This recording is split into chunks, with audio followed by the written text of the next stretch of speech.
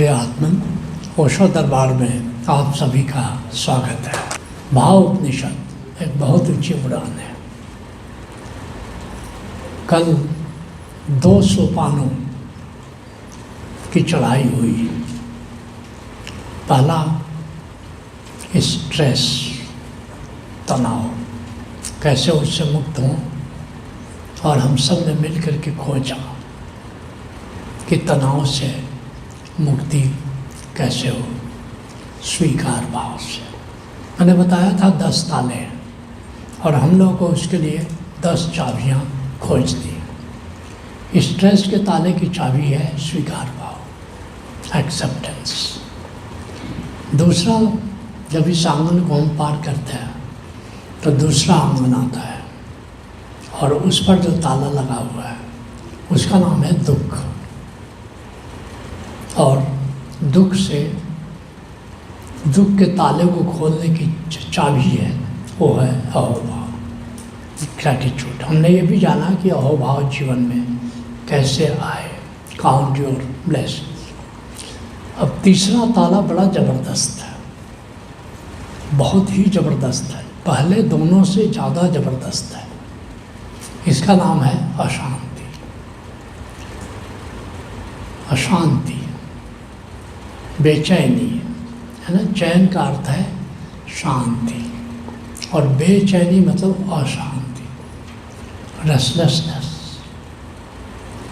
तो ये अशांति क्या है? कितने लोगों ने अशांति का अनुभव हुआ, अशांत हो जाते हैं? Very good. तो क्यों अशांत हो जाते हो? हमारा स्वभाव अशांति का नहीं है। मैंने बताया जितने भी नकारात्मक भाव हैं उनका अस्तित्व है ही नहीं। लहर उठ रही है, गिर रही है, लहर का कोई अस्तित्व नहीं है। हवाएं थम जाए तो लहरें नहीं उठेंगी। तो अशांति क्या है? हम सब लोग शांत हैं। शांति हमारा स्वभाव है। समुद्र का स्वभाव शांति है, अशांति नहीं। मैंने क्या कहा? हवाएं शांत हो जाए तो समुद्र शांत हो जाए। इसका मतलब कि वो जो अशांति है, जो लहरें हैं, स्वभाव तो नहीं है। तो अशांति क्या है? बहुत सिंपल बात है। चेतना का कंप अशांति है। कंपन होना, चेतना का स्वभाव अकंप है। लेकिन चेतना में किसी भी कारण से क्षोभ हो जाए, टर्बुलेंस हो जाए, किसी भी कारण से चेतना कंपने लगे, जैसे दीपक का लौ, दीपक की लौ, तो दीपक की लौ स्थिर है कि नहीं?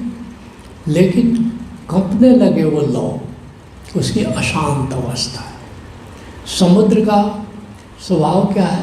शांत है। किसी वजह से वो कंपने लगे समुद्र, लहरें उठने लगे, गिरने लगे, कांप रहा है कि नहीं? समंदर कांपने लगे तो समुद्र की अशांति है। दीपक की लौ कंपने लगे, वो दीपक की अशांति है।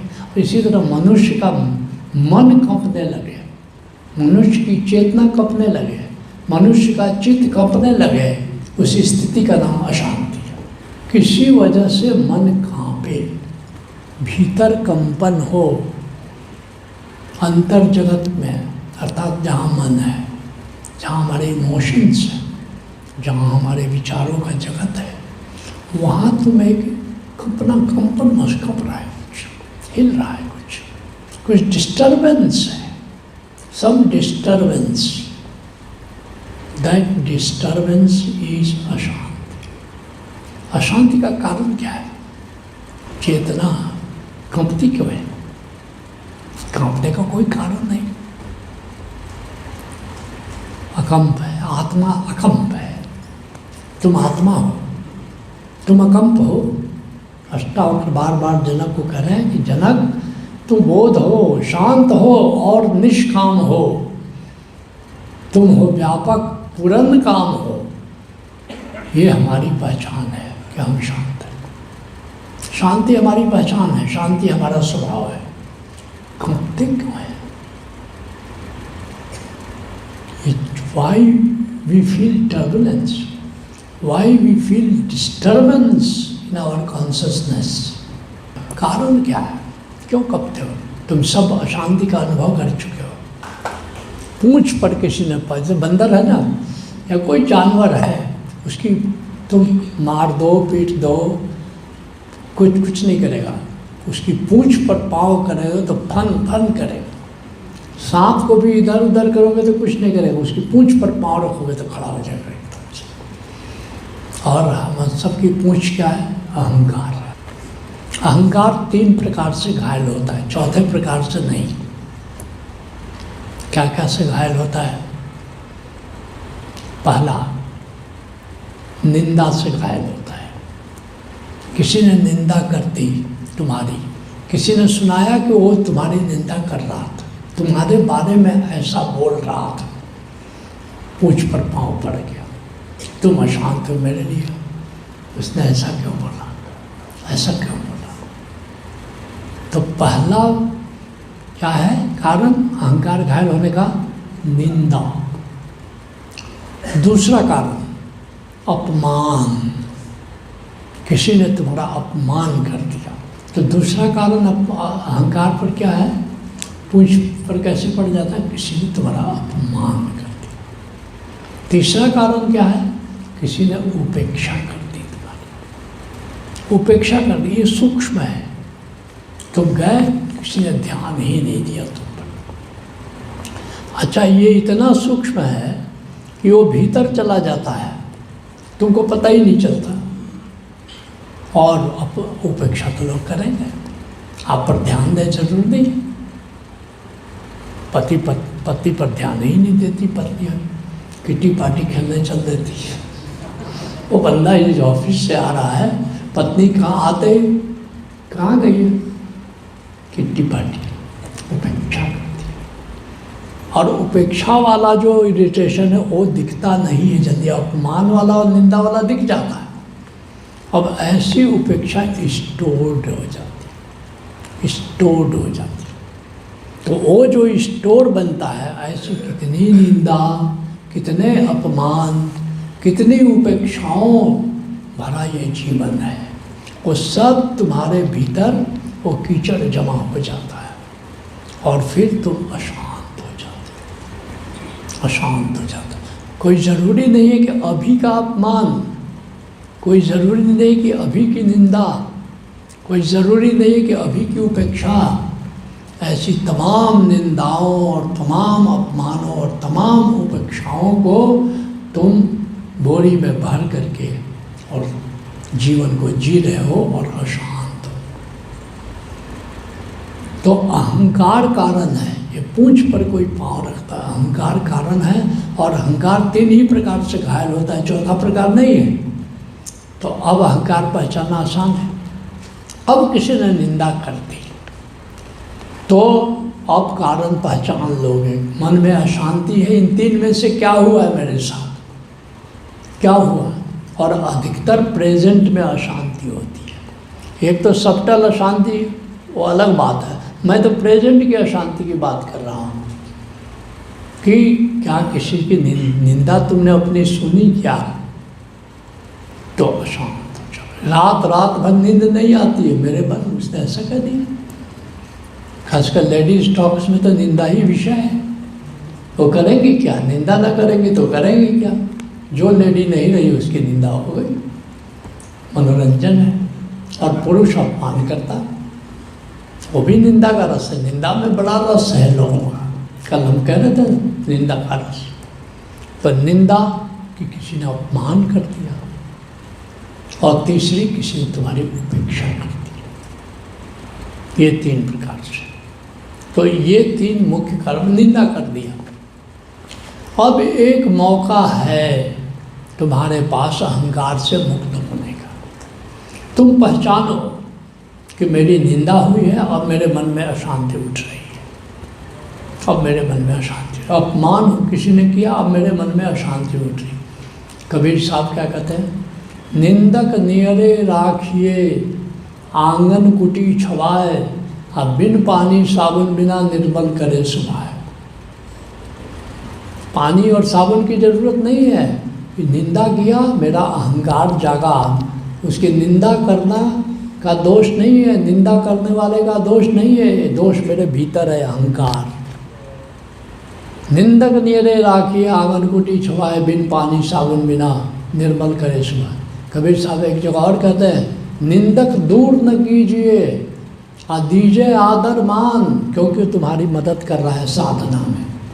उसको सम्मान करो, उसको नज़दीक रखो, आदर करो कि तुम मेरे लिए गुरु हो, तुम मेरी साधना में मददगार हो। तुम अहंकार पर इसी तरह चोट मेरी पूंछ पर पैर रखा करो, ताकि मैं देखूं कि मेरा जागा कि नहीं जागा। निंदक दूर न कीजिए दीजिए आदर मान, तन मन सब निर्मल करे, बकी बकी आन ही आन। और बक बक करके तुम्हारा शान मान जो भीतर है, जो चैतन्य है, जो बोध है, जो अहंकार के ढक्कन से ढका हुआ है, उसको वो सामने लाएगा। वो दबा हुआ है तुम्हारे भीतर का जो चैतन्य है, उसको उभरने वो मददगार है। निंदा ऐसे ही अपमान है, ऐसे ही उपेक्षा किसी ने कर दिया, तुम कहे किसी ने नोट ही नहीं लिया, तुम कहे अच्छा ये कैसे लोग हैं, ध्यान ही नहीं देते। खासकर कोई लेडी आए, उस पर कोई ध्यान ही, इतनी अच्छी अच्छी साड़ी पहन के आए, किसी ने ध्यान ही नहीं। महिलाओं ने अक्सर होता है, कोई बढ़िया ड्रेस पहन के आता है, दूसरी महिला पूछती हाँ अच्छा ये साड़ी कब लिया है, गहना आपने कब लिया, और कोई पूछा ही नहीं। लो, अब इससे बड़ा उस महिला का अपमान हो ही नहीं सकता, कोई पूछा ही नहीं। इतनी बढ़िया चारे की सर्द रात में मैं मैरिज पार्टी में गया तो देखा कि सब मानी महिलाएं केवल साड़ी ब्लाउज पहन करके आ गई हैं, हम लोग पूरा कोट वोट पूरा अपना। माधु में एक जिंदा पूछा एक महिला से, भाई तुमको हमने देखा तुम केवल साड़ी में आ गई, तुमको ठंड नहीं लग रही थी? बोले कि ठंड किसको लगता है, मैरिज में हम लोग जाते हैं कि कपड़ा दिखाने के लिए। अब ये ध्यान रहता कि कपड़ा मेरा कौन कौन नोट किया, उस समय ठंड पर ध्यान ही नहीं रहता, बिल्कुल ठंड पर ध्यान नहीं रहता। तो उपेक्षा, ठीक है संतों, तो इन तीन में जागने की जरूरत है। निंदा हो रही है, अपमान हो रहा है, उपेक्षा हो रही है, राइट। तो अशांति से मुक्त कैसे हो? साक्षी भाव, साक्षी भाव अशांति से मुक्त कर देता है। और साक्षी भाव का मतलब क्या है? आत्मभाव। आत्मभाव से एक है साक्षी भाव और एक है साक्षी। साक्षी और साक्षी भाव में अंतर है। उपाय क्या है? या तो साक्षी से अहंकार खत्म होगा, तुम अहंकार के पार चले जाओगे, या साक्षी भाव से अहंकार खत्म होगा, क्योंकि तुम समुद्र में वहाँ पहुँच के जहाँ लहरें नहीं है, शांत हो गया, पनडुब्बी की तरह थोड़ा अंदर चले गए। मान लिया तुमने कि मैं आत्मा हूँ, ये है साक्षी भाव। और जान लिया तुमने कि मैं आत्मा हूँ, ये साक्षी। राइट, बात पल्ले पड़ रही है। और 99.9% संत मान के चलते हैं मैं आत्मा हूँ और शांत रहते हैं। 0.1% संत ही जान पाते हैं कि मैं आत्मा हूँ और शांत रहते हैं, मगर शांत दोनों रहते हैं। याद रखना, संतों से मिलोगे, आज भी कुछ लोग संत से मिले, कितना शांत पक्कर मस्त, मान लिया कि मैं आत्मा। इसलिए वो जष्टा होकर क्या कहते हैं? मानो तो मुक्त ना मानो परतंत्र। तो मान्यता से भी क्रांति घटती है। तुमने मान लिया, विवेकानंद कहते थे तुम शेर हो, तुम अमृतस्य पुत्र हो, तुम भेड़ जैसा क्यों बर्ताव कर रहे हो? और विवेकानंद ने कितना शेर पैदा कर दिया। कैसे पैदा कर दिया? अरे भाई तू अमृत पुत्र है, तुम मानते क्यों नहीं कि तुम अमृत पुत्र? तुम मानते क्यों नहीं कि तुम शेर की औलाद हो? शेर जैसा क्यों नहीं बर्ताव करते? और विवेकानंद को सुन करके कई लोग शेर हो गए, शेर की तरह बर्ताव करते। अगर तुमने मान लिया कि मैं आत्मा हूँ, मैं देह नहीं हूँ, प्राणो न चित्तो ना हम शरीर विशुद्ध बोधो शिवोहम शिवो, शंकराचार्य का नाद है। अगर मान लिया, याद उससे भी ऊपर उठ के आगे बढ़ कर के जान लिया कि मैं, और उसके स्मरण में रहो, तो तुम्हारा फॉल्स जो सेल्फ है, pseudo self, ego is your pseudo self, you are not ego, you are beyond ego. क्या हो? You are soul, you are true self, you are not pseudo self. ठीक है संतों, अगर जिन्हें जान लिया उनके तो बल्ले बल्ले हो गए। जानना थोड़ा कठिन है, ओशो धारा में वो कठिन नहीं है, लेकिन मानने में तुमको क्या अड़चन है? किसी को अड़चन है? हाथ उठा जरा, कैसे मान लो? अपने को तुमने प्रोफेसर मान लिया, अपने को तुमने मोटिवेशनल स्पीकर मान लिया, अपने को तुमने डॉक्टर मान लिया, अपने को तुमने कुछ भी मान लिया, ये सब तुम्हारी मान्यता है। अपने को तुमने शरीर मान लिया, ये तुम्हारी मान्यता है। तो मान जब शरीर को तुम मान सकते हो जो तुम नहीं हो, तो आत्मा को मानने में क्या दिक्कत है? जो तुम हो, जो तुम हो उसको तो मान लेना है। पहले मानो फिर जानो, बात तो केवल इतनी ही है। साक्षी कैसे साधे? कैसे साधे साक्षी? आत्मा मानकर या आत्मा के रूप में जानकर संसार में जीना शुरू करो। हर घड़ी मानकर या जानकर संसार में रहो। और इसका 2 स्टेप साधना का बताते हैं। 2 स्टेप है। पहला स्टेप, स्वयं को आत्मा जानकर प्रकृति के प्रति झांको। गंगा बह रही है, कुछ नहीं करना है। मैं आत्मा हूँ, बहती हुई गंगा को देख रहे हैं। मैं आत्मा हूँ, उड़ते पंछियों को देख रहे हैं। मैं आत्मा हूँ, हरे भरे पेड़ों को देख रहे हैं। मैं आत्मा हूँ, चंद्रमा और सूरज और बादलों को देख रहे हैं। वहाँ पर प्रकृति को देख कर अशांति नहीं होती, अशांति नहीं होती। तो जहाँ शांत है सब कुछ, पहले वहाँ से प्रैक्टिस शुरू करो। और फिर अगला स्टेप क्या है? अगला स्टेप है कि अब संसार में जो तुम कर्म कर रहे हो, लोगों से मिल रहे हो, जुड़ रहे हो, अब स्वयं को आत्मा जानते हुए अथवा मानते हुए जब लोगों से इंटरेक्ट कर रहे हो, बस उन इंटरेक्शन के समय अब आत्मभाव में रहो। पहले प्रकृति दर्शन के समय आत्मभाव में रहो, ये मामला आसान है। और पत्नी से बात करो, हर पल तो इरिटेट कर रही है, उसका काम ही इरिटेट करना है पति को। हर पल नीचा दिखाना, हर पल ये अवमूल्यन करना कि तुम कुछ नहीं हो। और पति सारी मेहनत इसलिए करता है कि पत्नी का वेल डन, सारी मेहनत। और पत्नियाँ, न सीता ने वेल डन कहा राम को, न रुक्मिणी और सत्यभामा ने कृष्ण को वेल डन का, किसी ने कहा ही नहीं। वो तरह तरह से तुम्हारी औकात बताती रहती है, ये उसका काम है। तो इंट्रैक्शन करते समय, उस समय अब याद रखो मैं आत्मा, वो रण क्षेत्र है, वो कुरुक्षेत्र है। पत्नी के साथ रहना कुरुक्षेत्र। उस समय याद रखो मैं आत्मा हूँ। पहले प्रकृति के साथ प्रैक्टिस करो, गंगा बह रही है, मैं आत्मा हूँ। वहाँ आसान है मामला, गंगा बेचारी तू द्वारा कुछ कर नहीं रही। लेकिन पत्नी के साथ ये मान लेना है कि मैं आत्मा हूँ, मामला आसान नहीं है। एंड फॉर दैट मैटर, पत्नियों के लिए पति, फॉर दैट मैटर, वो भी अशांति का कारण है। वो कह रही है सुनो जी, वो काहे को सुनेगा, अखबार पढ़ रहा है। उपेक्षा हो गई कि नहीं हो गई? इसलिए कि पत्नियां हर बार कहती हैं सुनो जी। कारण क्या जानते हो? पति सुनता ही नहीं। कभी कोई पति नहीं बोलता है सुनो जी, पत्नी तो ध्यान दे ही रही है तुम पर, तो हमेशा सुनने को तैयार है, वो तो बात करना चाहती है। लेकिन पति नहीं, पति सोचती कोई समस्या खड़ा करेगी, कोई बखेड़ा खड़ा करेगी। कौन सुने इसको? सुनो जी। तो पहला प्रैक्टिस कहाँ करना है? आत्मस्मरण का, प्रकृति के साथ। दूसरा प्रैक्टिस कहाँ करना है? पत्नी के साथ,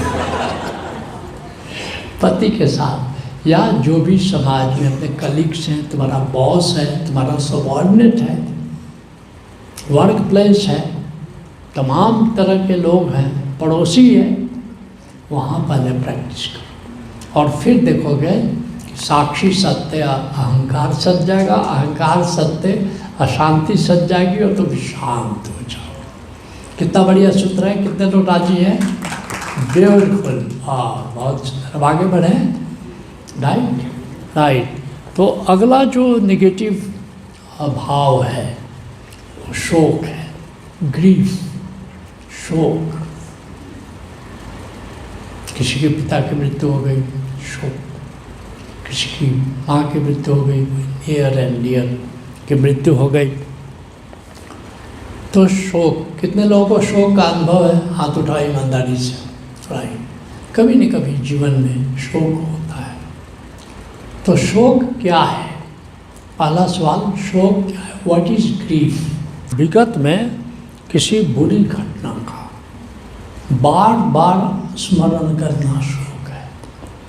जैसे मान लीजिए सबके पिता की एक दिन मृत्यु होती है या होगी, या माता की या नियर एंड डियर वंस की होगी, लेकिन हुआ चलो ठीक है, birth is natural, death is natural, तुम्हारा प्रेम है, तुम याद करोगे, लेकिन बार बार वो घटना याद आए, मतलब कि कहीं तुम्हारा एक्सेप्टेंस नहीं है और कहीं न कहीं तुम उससे आहत हो, इसलिए बार बार उसको तुम घटना को याद कर रहे हो, बार बार याद कर रहे हो। कोई अब जिसको कहते हैं कि बुरी घटना जिसको कहते हैं, जो तुम आशा नहीं करते थे, अप्रत्याशित घटना हो गई, अनहोनी घटना घट गई और उसको तुम भूल नहीं पा रहे हो, वो बड़ा गहरे चला गया, वो सब कॉन्शियस में चला जाता है, मामला शोकग्रस्त हो जाता है। इसका नाम शोक है। विगत अप्रिय घटना का बार बार स्मरण शोक है। कितने लोग समझ गए इस बात को? ब्यूटीफुल। तो अगला सवाल है कि शोक से मुक्त कैसे हो, how to be free from grief. और ये मैंने देखा है, बहुत लोग डिप्रेशन में चले जाते हैं। एक बंदा अपना ओशोधारा रही है, उसकी माँ की मृत्यु हो गई और आज तक शोक में है। कितना भी समझाता हूँ बंदा समझ, बोले आप जो कह रहे हैं मुझे बात समझ में आ रही है, लेकिन माँ की याद आ रही है। वो कह रहा है कि आप जो कह रहे हैं वो भी मैं समझ रहा हूँ, लेकिन माँ की याद आती है। क्यों? माँ को नहीं जाना चाहिए था, माँ को नहीं जाना चाहिए था। अरे सारी दुनिया के लोगों की माँ जाना चाहिए था, तुम्हारी माँ को क्यों नहीं जाना चाहिए था? बंदा समझने को बिल्कुल तैयार नहीं। तो ये शोक है। तो शोक से मुक्त होने का उपाय क्या है? क्यों?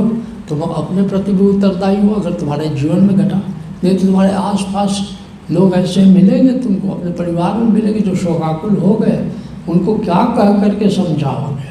शोक से मुक्त होने का एकमात्र उपाय तथा था। एक तो हुआ कि तुमने अपनी सब्जेक्टिविटी को जाना और कहा कि दुनिया चलती है अपने ढंग से, मैं तो अपने मस्त। ये तथाता है। तथाता भाव क्या है? कि दुनिया हुक्म के अनुसार चलती है, चलती रहेगी। हुक्म क्या है? ये परमात्मा, ये जो सृष्टि है कुछ परम नियमों से चलती है। जैसे कार्मिक नियम है, जैसे संतुलन का नियम है, जैसे द्वंद्व का नियम है कि यहाँ जन्म होगा तो मृत्यु होगी, सम्मान मिलेगा तो अपमान मिलेगा, जवानी आएगी तो बुढ़ापा आएगा। तो तुमने जान लिया कि एक हुक्म से चलता है, कोई भी चीज़ अनहोनी नहीं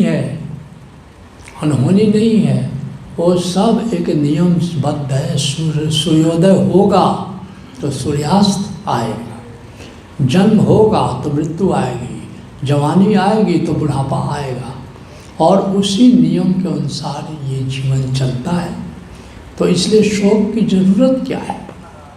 एक नियम से सब कुछ चल रहा है, जो भी हो रहा है परमात्मा के जो 12 नियम है, जो ओशो प्रज्ञा में तुमको बताया जाता है, जीवन प्रज्ञा में बताया जाता है कि 12 नियम है। जैसे मैंने बताया कार्मिक नियम है, संतुलन का नियम है, द्वंद्व का नियम है, ऐसे करके 12 नियम है उस नियम से ही ये सृष्टि संचालित होती है। जो भी घटना घटी किसी न किसी नियम के अनुसार हुआ।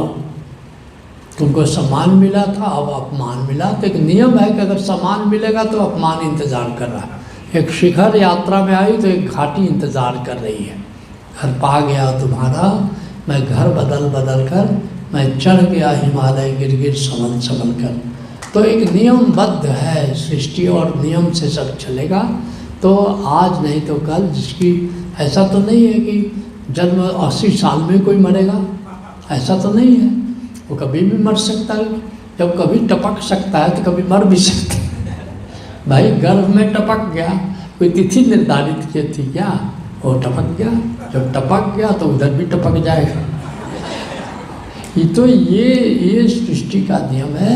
इसलिए नानक देव जी कहते हैं हुक्मी हुक्म चलाए रहा नानक भिक्षे बेप्रवाह। ये हुक्मी से हुक्म से सब कुछ संचालित होता है।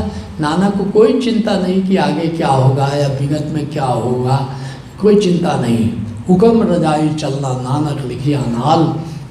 कहते हैं हुक्म से राजी होकर के चलो, ऐसा नानक कह रहे हैं। हुक्म से अगर राजी नहीं हो गए तो कदम कदम पर शोक का सामना तुमको करना पड़ेगा। और हुक्म से राजी होकर के चलोगे तो शोक तुम्हारी डिक्शनरी में नहीं होगा। समझ गए? Very good. कितने लोग समझ गए? हाथ लाओ। Very good. तो आज हम लोगों ने 2 तालों की चाबी खोज ली। एक ताले का नाम अशांति थी, जिसका चाबी जिसकी क्या थी? साक्षी, आत्मस्मरण। दूसरा ताला था शोक, और उसकी चाबी क्या है? तथाता भाव।